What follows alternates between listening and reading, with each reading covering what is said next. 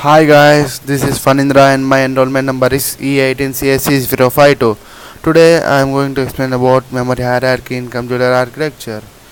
First of all, let us know what is memory hierarchy.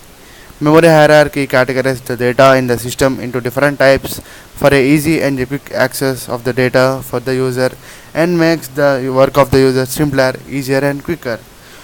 Memory hierarchy is a concept that is necessary for the CPU to be able to manipulate the data. Computer memory is classified into different categories to access data in a quicker way. Memory hierarchy is illustrated into different types of memory.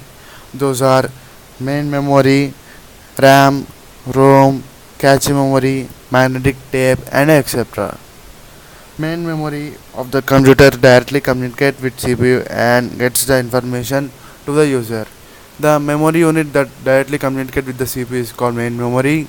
Most of the main memory is in a general purpose computer is made up of RAM integrated circuit chips. A portion of the memory may be constructed with ROM chips. A RAM chip is better suited for communication with CPU if it has one or more control inputs that select the chip when needed. RAM accesses the memory from the ROM and other types of memory in the computer and displays the user. Read or write memory that initially does not contain data. Its data pins are bidirectional. Data can flow into or out of the chip via these pins. That means we can give input and we can take output from the RAM. It loses its data once the power is removed, so it is a volatile data. There are two types of memory: static RAM and dynamic RAM. Static RAM is relatively insensible to disturbances such as electric noises, and it can detect those electric noises and prevent the data losses. But dynamic RAM is sensitive to disturbances, and we cannot separate electric noise and data using dynamic RAM. So it is preferable to use only static RAM in most of the cases. ROM is used to storing programs that are permanently resident in the computer.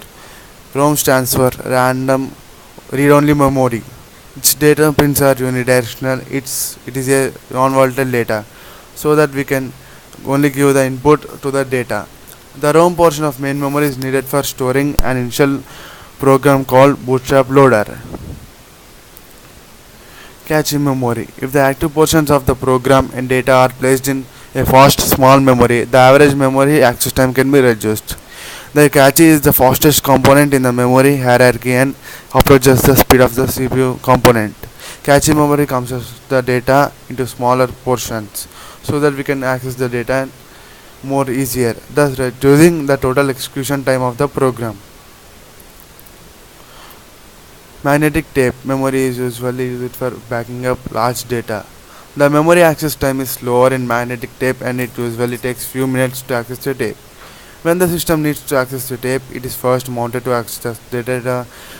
It takes few minutes of time and then onwards it will take less time than the other parts of memory. Thank you.